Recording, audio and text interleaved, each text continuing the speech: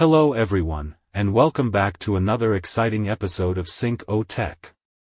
Today, we're diving into the world of soldering. Now, before we jump into the nitty-gritty of how to solder, let's start with the basics.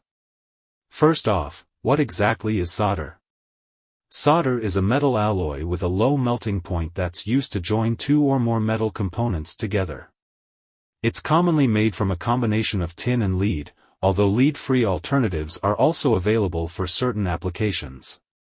Now, when it comes to soldering, one of the most essential tools you'll need is a soldering iron.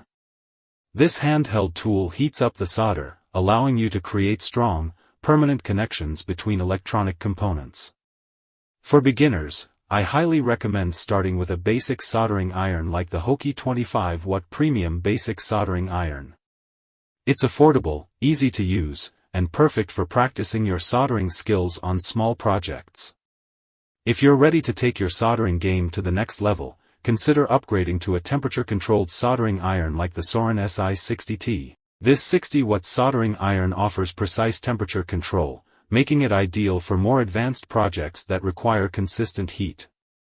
Another excellent option for enthusiasts is the Soldering 220V 60-watt Premium Soldering Iron. With its high-quality construction and ergonomic design, this soldering iron delivers professional-grade performance for a wide range of soldering tasks. And for those looking for a complete soldering solution, Plus Evo offers soldering iron kits that include everything you need to get started, from soldering irons and solder wire to flux and desoldering pumps. Now, one important piece of advice: avoid generic, no-brand soldering irons. While they may seem like a budget-friendly option, these cheaply made irons often lack temperature control and can be unreliable, leading to frustrating soldering experiences and potentially damaging your projects.